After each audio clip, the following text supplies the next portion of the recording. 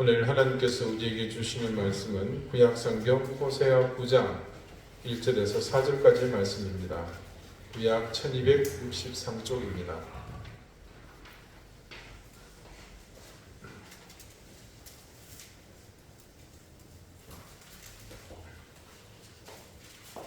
호세아 9장 1절에서 4절까지의 말씀을 제가 읽겠습니다. 이제 다 같이 자리에서 일어나 하나님의 말씀을 경청하십시오. 이스라엘아, 너는 이방 사람처럼 기뻐 뛰놀지 말라. 네가 음행하여 네 하나님을 떠나고 각 타작마당에서 음행의 값을 좋아하였느니라.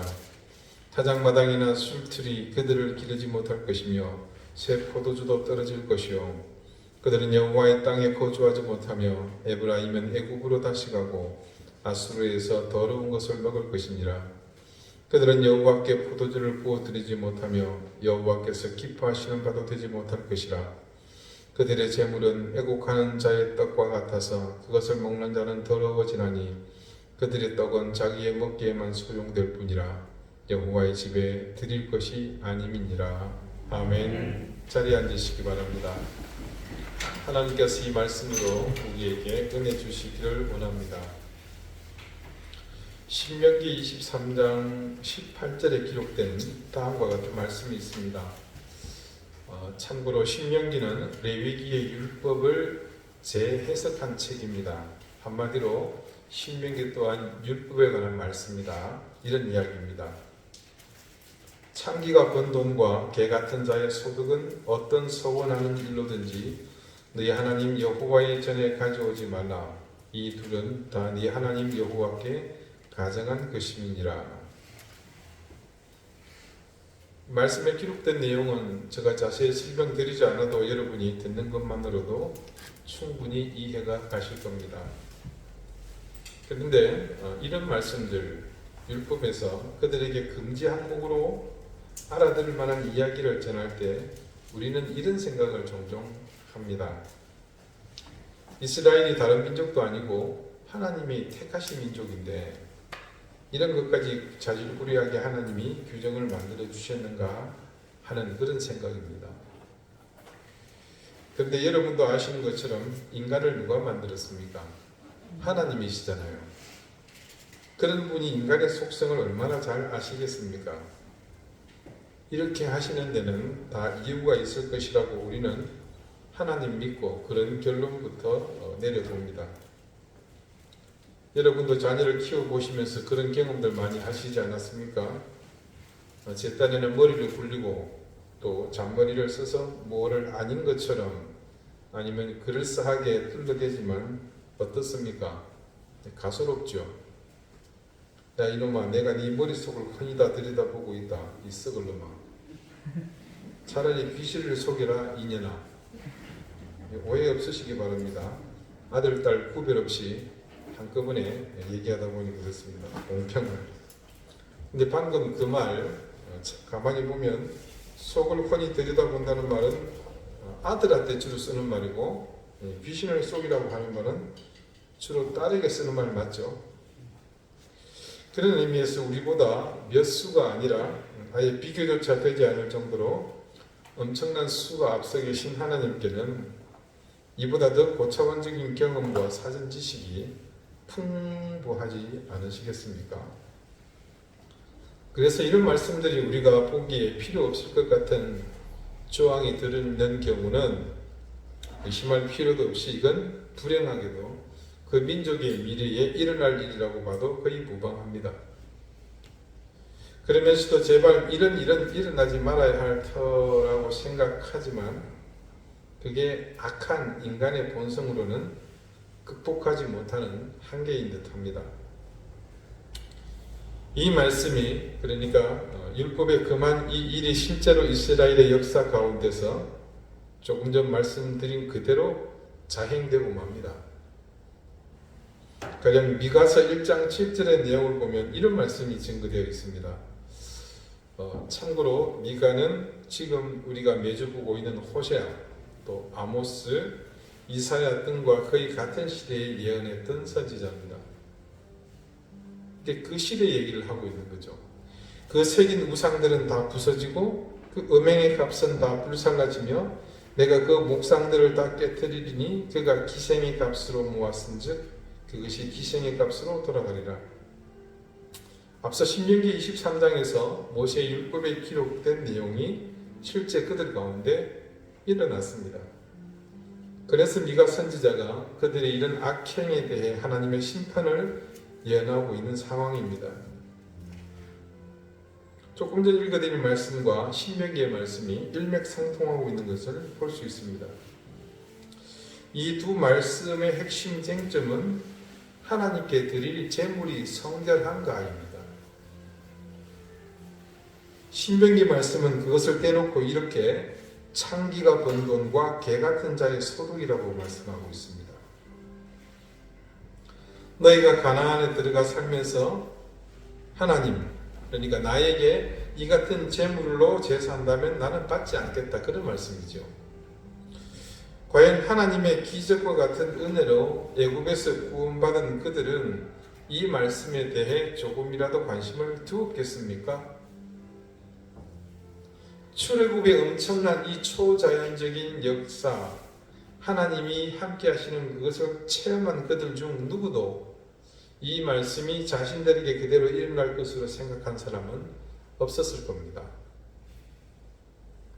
그런데 우리 속을 훤히 들여다보신 하나님, 차라리 귀신을 속이라고 말씀하시는 하나님은 이미 그들에게 뻗칠 악의 유혹 앞에서 어떻게 대처해야 할 것인지를 분명하게 경고하셨습니다.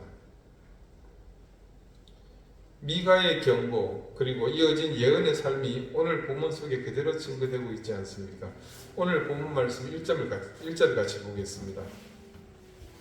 이스라엘아, 너는 이방 사람처럼 기뻐 뛰놀지 말라. 네가 음행하여 네 하나님을 떠나고 각 타작마당에서 음행의 값을 좋아하였느니라. 자, 이 말씀에 등장하는 몇몇 표현에 주목해 봅시다. 먼저 이방 사람처럼 기뻐 뛰놀지 말라. 여기서 이방 사람처럼 뛰놀지 말라고 말씀하시는 이유는 바로 이어서 나오는 이유 때문입니다. 그것은 네가 음행하여 내 하나님을 떠나고 각 타작마당에서 음행의 값을 좋아하였느니라 라고 증거하고 있는 이 부분입니다. 우리가 호세아서를 꽤 오랫동안 봐왔습니다만 이 말씀을 보면서 알게 된 그 당시 이스라엘의 삶을 기억해 보면 지금 그들이 타작마당에서 기뻐 뛰놀며 누구처럼요? 이방 사람처럼, 그 기뻐 뛰어노는 이것이 무엇을 의미하는지 이제 충분히 짐작하실 겁니다. 하나님의 은혜로 풍성한 결실을 거두고는 산더미처럼 쌓인 결실을 두고 그 자리에서 이방의 제사, 즉 음행의 잔치를 벌인 것입니다.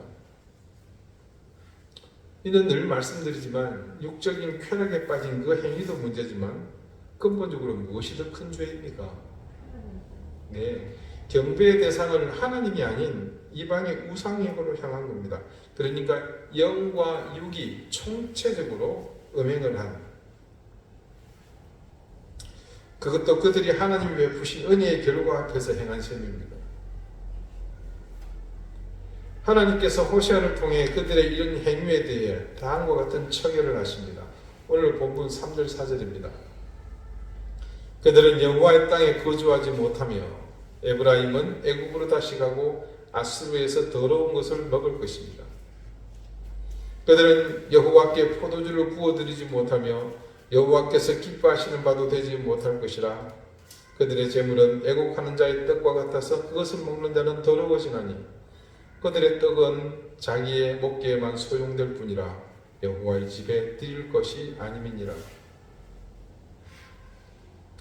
여러분, 굉장히 서슬픈 저주가 써져 있는 말씀이죠. 하지만 이 말씀을 들은 이스라엘은 긴장하지 않습니다. 왜요? 지금 그들 곁에는 뭐가 있습니까? 타작마당을 가득 채운 물질의 풍요로움이 그들 눈앞에 펼쳐져 있기 때문입니다. 그러나 그들의 그 같은 기대를 단박에 깨버리시는 하나님의 말씀이 이어 나옵니다. 2절 말씀을 볼까요?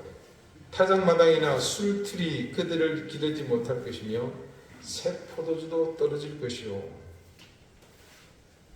한마디로 그들이 기대하는 모든 것이 헛된 것이 될 것이라는 말씀입니다. 그리고 거기에 대해 더욱 비참한 비극적인 결말이 기다립니다. 그게 뭡니까? 3절, 4절 우리가 읽었던 그 말씀이죠. 그래서 실제로 3절과 4절의 말씀은 그들이 가볍게 웃고 넘길 일이 아니었습니다. 여러분은 지난주 설교 말씀 중 애굽으로 돌아간다는 말이 무엇을 의미하는지 분명하게 인지하셨습니다. 그것은 하나님께서 이스라엘과의 모든 관계를 단절하시겠다는 겁니다. 요즘 아이들 말로 전부 쪽내자는 말입니다. 그 파탄을 구체적으로 4절에서는 다음과 같이 증거합니다.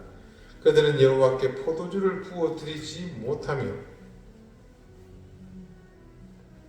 자, 하나님과 모든 관계가 쪽났는데 하나님께 그들이 포도주를 부어드릴 일, 제사할 일이 있겠습니까?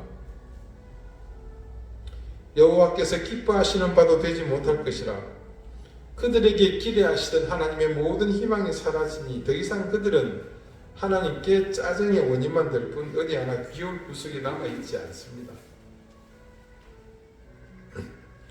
기껏 그들이 의지하던 그 모든 풍요로움의 실체는 그들의 재물은 애곡하는 자의 떡과 같아서 그것을 먹는 자는 더러워지나니 그들의 떡은 자기의 먹기에만 소용될 뿐이라 여호와의 집에 드릴 것이 아님이니라 라는 말씀처럼 그냥 먹고 배부르고 배설하는 것으로 모든 것이 끝날 것입니다.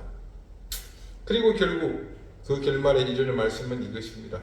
여호와의 집에 드릴 것이 아님이니라. 철저하게 하나님과의 단절을 의미합니다. 처음 그들의 조상 아브라함을 부르셨던 그 하나님께서 아브라함의 유지를 이어가지 못하는 그들과의 단절은 당연했습니다. 그 어리석은 백성과의 계약이 이렇게 허무하게 무너지니 하나님의 결정은 지극히 당연합니다. 그것이 오늘 말씀의 결론입니다. 오늘 말씀을 살피며 그 가운데로 들어가 한 가지 제 머릿속에 떠오른 것이 있었습니다. 구약 성경의 뒷부분을 이루는 이 모든 심판의 대상에 이르게 된 결과에 관한 생각입니다.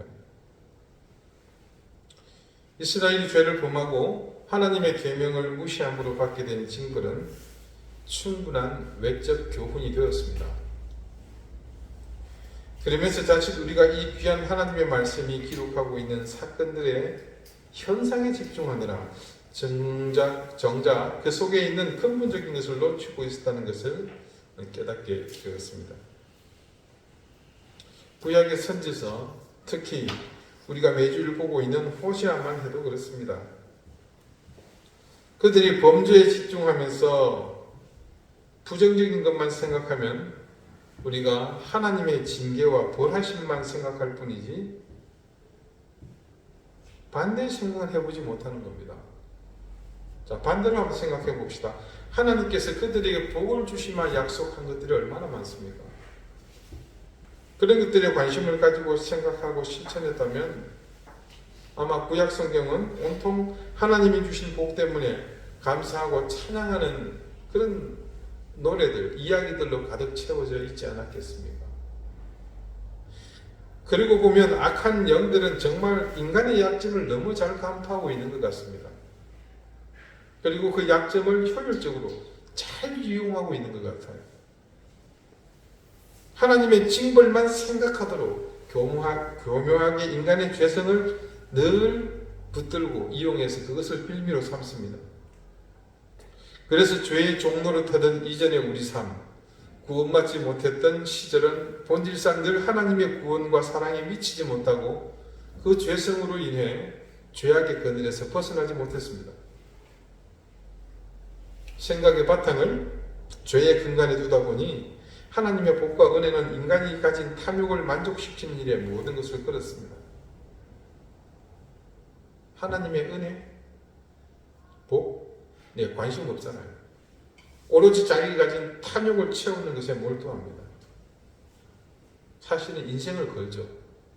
탐욕을 채우기 위해 수단과 방법을 가리지 않고 그 목표한 것을 달성하는 일에만 몰두합니다.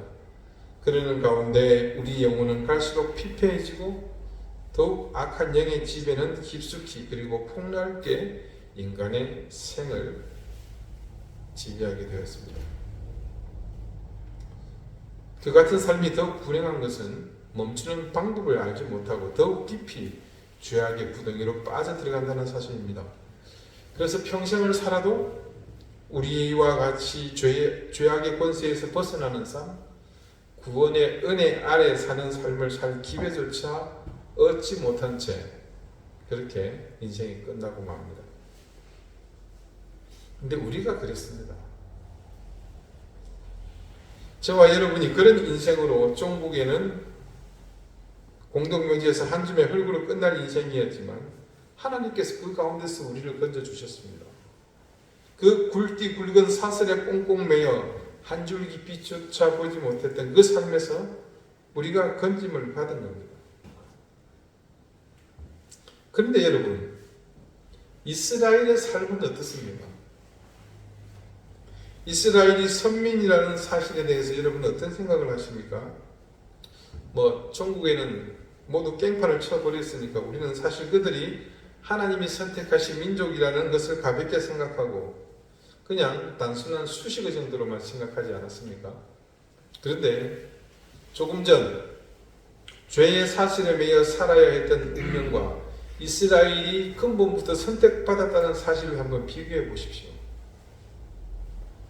그렇게 서로를 비교해 보면 이스라엘이 선택받은 민족이라는 사실이 얼마나 엄중한 것인지 잘 알 수 있습니다.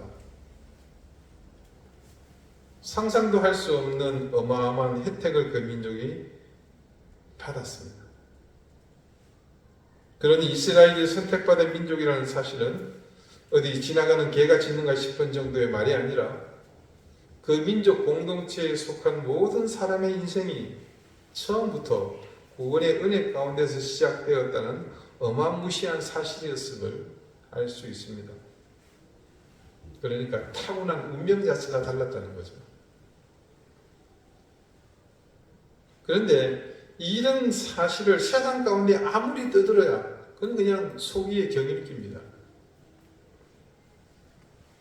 이유는 간단합니다. 악한 영의 지배 가운데 있는 사람들이 그들의 인생은 하나님의 존재 자체를 부정하다 보니 선민이라는 사실은 정말 지나가는 개가 짖는 소리 정도밖에는 들리지 않았던 거죠.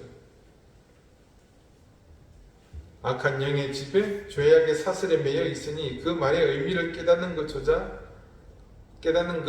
허용되지 않았기 때문입니다. 그래서 역사 가운데 이 구약 성경 속의 이스라엘의 존재 의미는 바로 그랬습니다. 그러면서 여기서 의문이 한 가지 생깁니다. 하나님이라는 존재가 정말 웃기는 짬뽕 아닙니까? 아니 그냥 그 민족이 잘났으면 걔들하고 그렇게 손잡고 푸른 하늘 은하수하고 그렇게 노실 일이지 뭘 이걸 가지고 당신 혼자서 안달복달이냐 말입니다. 우리가 이런 사실을 생각했다면 그들의 선택에 대한 하나님께서 그들을 선택하신 그 근본에 대해서 말씀을 살펴볼 필요가 있습니다. 자, 그들의 역사를 더듬어가 봅시다. 이 민족의 기원이 어디서부터입니까? 네, 아브라함입니다. 하나님과 아브라함 사이에 어떤 일이 일어났습니까? 괜히 잘 살아보고 있는 아브라함을 부르셨죠. 그를 처음 부르셨을 때 그 말씀을 우리가 좀 살펴볼 필요가 있습니다. 바벨탑이 무너지고 인구가 흩어진 이후 첫 장면이 아브라함을 부르시는 사건입니다. 창세기 12장 1절에서 3절입니다. 여호와께서 아브라함에게 이르시되 너는 너의 고향과 친척과 아버지의 집을 떠나 내가 네게 보여줄 땅으로 가라. 내가 너로 큰 민족을 이루고 네게 복을 주어 내 이름을 창대하게 하리니 너는 복이 될지라. 너를 축복하는 자에게는 내가 복을 내리고 너를 저주하는 자에게는 내가 저주하리니 땅의 모든 족속이 너로 말미암아 복을 얻을 것이라 하시니라. 우리가 수없이 읽고 지나갔던 말씀입니다. 하나님께서 아브라함을 부르시고 그를 복의 근원이 되게 하시겠다는 약속의 말씀입니다. 근데 우리가 여기서 눈여겨보지 않았던 의미 있는 한마디가 있습니다. 그것은 3절에 있는 땅의 모든 족속이라는 말입니다. 아브라함을 부르시고 그에게 복의 근원이 되게 하시겠다는 약속의 대상이 단지 그의 후손에 국한된 것이 아니라는 말씀입니다. 모세를 부르시고 하나님께서 이스라엘 백성을 애굽에서 건져내셨을 때는 그 사실을 관망하는 그때의 모든 사람들, 지금 그 말씀을 읽는 모든 사람들은 하나님이 이스라엘 민족만을 선택하신 것으로 당연히 판단했습니다. 그러나 그보다 수백 년 앞선, 적어도 그들의 노예 생활을 해왔던 세월, 그 400년을 거슬러 올라가서 야곱, 이삭 그 한들을 더 올라가서 그 민족의 기운이 되게 하셨던 아브라함에게는 그들만을 위한 복의 근원이 아니라 이 땅의 모든 민족이 그것의 대상이었습니다. 그렇다면 왜 하나님께서는 이 민족만을 건지시고 구원해 내셨는가? 그런 의문이 들죠. 그런 의문도 금방 풀리게 됩니다. 출애굽기 19장입니다. 이스라엘 자손이 애굽 땅을 떠난 지 3개월이 되는 날 그들이 시내 광야에 이르니라. 자, 이 광야에서 굉장히 많은 일이 일어나죠. 그들이 미디를 떠나 시내 광야에 이르러 그 광야의 장막을 치되 이스라엘이 거기 산 앞에 장막을 치니라. 모세가 하나님 앞에 올라가니 여호와께서 산에서 그를 불러 말씀하시되 너는 이같이 야곱의 집에 말하고 이스라엘 자손에게 말하라. 내가 애굽 사람에게 어떻게 행하였음과 내가 어떻게 독수리 날개로 너희를 업어 내게로 인도하였음을 너희가 보았느니라. 세계가 다 내게 속하였나니 너희가 내 말을 듣고 내 언약을 지키면 너희는 모든 민족 중에서 내 소유가 되겠고 너희가 내게 대하여 제사장 나라가 되며 거룩한 백성이 되리라. 너는 이 말을 이스라엘 자손에게 전할지니라. 죽을 고비를 넘겨 애굽에서 벗어난 그들이 시내 광야에 이르렀을 때 하나님은 모세를 시내산으로 부르셨죠. 그리고 조금 전 읽어드린 이 말씀을 먼저 모세에게 하셨습니다. 이 말씀은 너희를 내가 애굽 땅에서 인도해낸 목적이 바로 이것이라는 것을 밝히고 있는 부분입니다. 위의 말씀을 표면적으로 보면 단지 내가 너희를 건져내어서 하나님의 소유가 되게 하겠다고 말씀하시는 것처럼 보입니다. 하지만 조금 전 말씀을 읽으면서 여러분도 함께 생각하셨겠지만 여기서 결국 간과해서는 안 되는 것이 있습니다. 너희가 내게 대하여 제사장 나라가 되며 거룩한 백성이 되리라. 이 말씀에는 두 가지 의미가 담겨 있습니다. 먼저는 제사장 나라가 된다는 것인데요. 제사장, 가장 중요한 그의 직임은 중재자의 역할입니다. 제사장은 자기 혼자 잘 먹고 잘 사는 사람 아닙니다. 그는 모든 사람의 중재자 역할을 해야 하는 사람이죠. 누구에 대해서? 하나님에 대해서. 그러니까 하나님과 인간 사이에서 인간의 죄와 허물을 사해달라고 그것을 짊어지고 하나님 앞에 대신 제사하는 사람입니다. 이런 역할은 이스라엘 백성 너희만 잘 먹고 잘 사는 것을 넘어 너희가 모든 민족이 잘 먹고 잘 살도록 본이 되어야 하는 그런 역할을 해야 한다는 뜻이죠. 애굽은이나 그냥 날로 먹는 게 아니었네요. 두 번째는 거룩한 백성이 되라는 겁니다. 여러분, 거룩은 곧 뭐다? 구별이라 제가 수차례 말씀드렸죠. 여러분이 그거 아실 정도면 굉장한 수준의 신앙인입니다. 어디 가서 어깨 힘 좀 주셔도 돼요. 제가 수차례 밝힌 바 있습니다. 하나님께서 왜 그들에게 구별된 삶을 요구하신 걸까요? 이유는 다른 데 있지 않습니다. 바로 제사장 나라의 역할 때문입니다. 이 또한 이스라엘이 하나님으로부터 선택받아서 애굽에서 건짐받았으니 너희만 잘 먹고 잘 살아라. 오늘 잘 먹고 잘 살아라는 말 굉장히 많이 하네요. 네, 그런 뜻이 아니죠. 그리고 이스라엘 민족이 노예로 사는 것이 불쌍해 그들만을 건진 것이 아니라 아브라함에게 하나님이 약속하신 그 약속을 이어갈 뿐이었다는 것을 알 수 있습니다. 사정이 이렇다 보니 하나님과 그들의 관계는 대충 오다가다 맞는 그런 인연이 아니라 진짜 그들의 태생부터 운명적으로 하나님의 사명을 감당해야 할 명분이 뚜렷한 그런 민족이었습니다. 그래서 여러분, 이스라엘의 타락은 단지 그들만의 문제가 아닌 겁니다. 하나님께서 인류를 구원하시고자 하시는 그 원대한 꿈을 그들이 가로막은 꼴이 되고 말았습니다.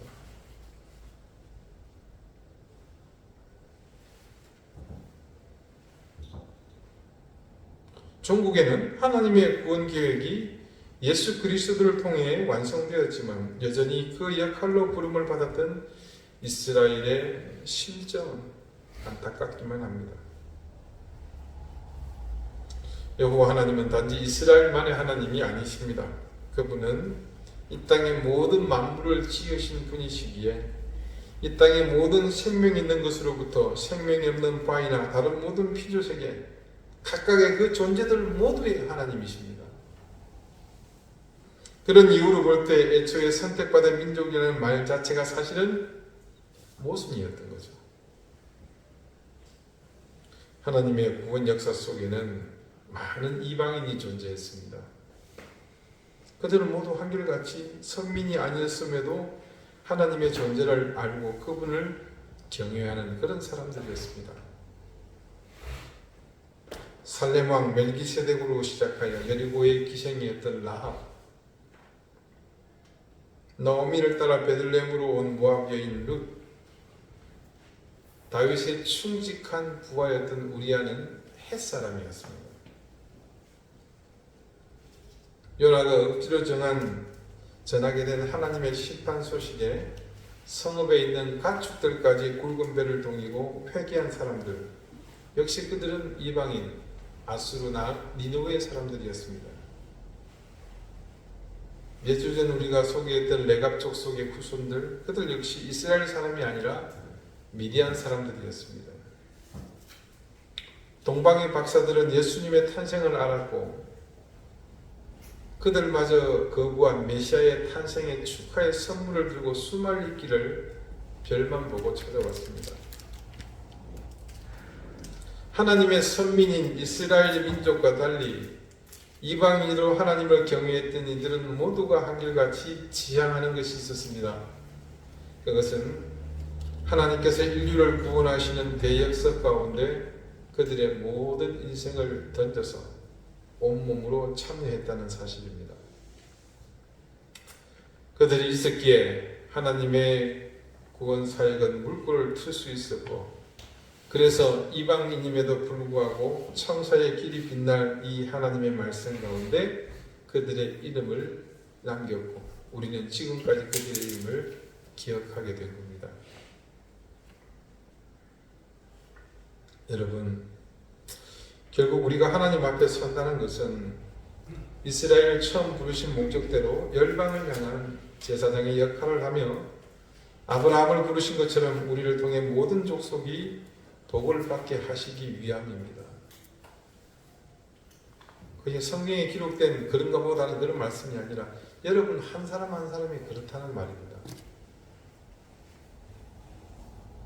이스라엘이 타락해서 하나님이 그들을 떠난 것이 단순히 자기들만의 파멸로 끝나지 않은 것처럼 우리 한 사람이 하나님의 자녀로 사는 것은 우리 인생의 구원으로 그치지 않는 것과 같은 이치입니다.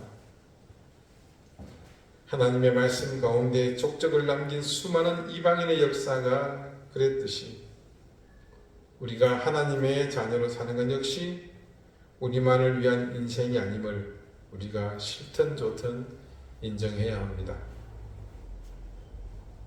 왜 하나님은 실패한 이스라엘의 역사를 이토록 우리에게 매주일 말씀을 통해 보게 하시는 걸까요?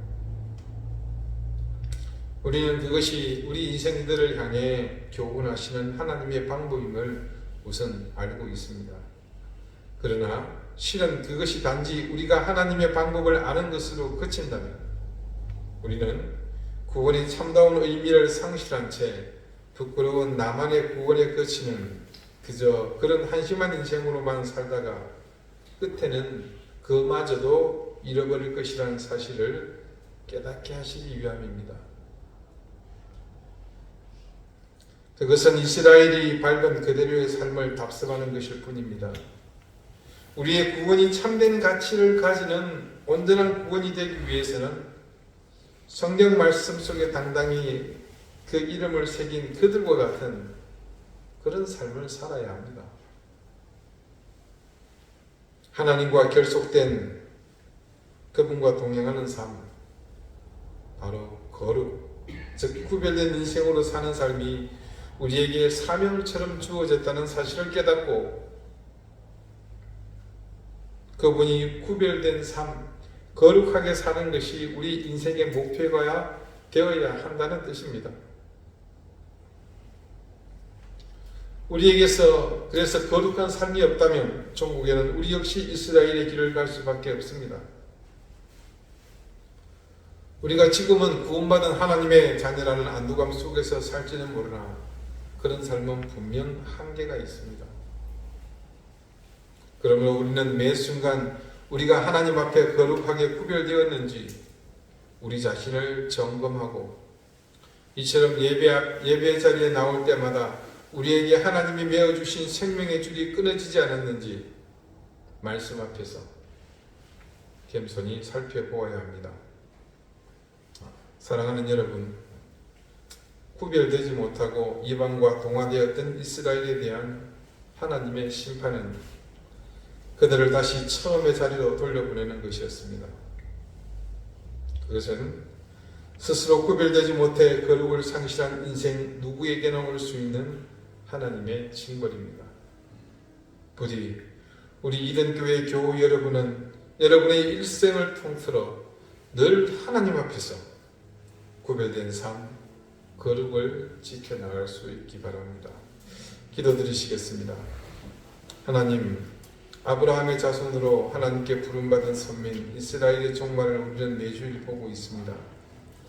그들이 이 죄악 가득한 세상 속에서 부름받은 사실을 가볍게 여기고 거룩을 상실한 결과를 보며 하나님께서 우리에게 말씀하시는 교훈을 새기게 해주십시오. 자신이라는 울타리에 갇혀서 하나님이 궁극적으로 원하시는 삶에 대한 사명을 상실한 결과는 다시 제자리로 돌아가는 것, 하나님과의 단절이라는 사실을 명심하며 우리의 삶은 하나님을 향해 늘 구별된 자리, 거룩을 상실하지 않는 모습으로 살게 해주십시오. 우리의 연약함과 죄에 대한 미련을 떨쳐버리는 유일한 길은 하나님과 동행하는 삶이라는 사실을 기억하며 오늘 이 순간도 하나님 앞에 우리의 삶을 통찰하고 구별된 삶을 향해 기쁘게 나가는 그런 삶이 되게 해주십시오. 예수 그리스도 이름으로 기도드립니다. 아멘.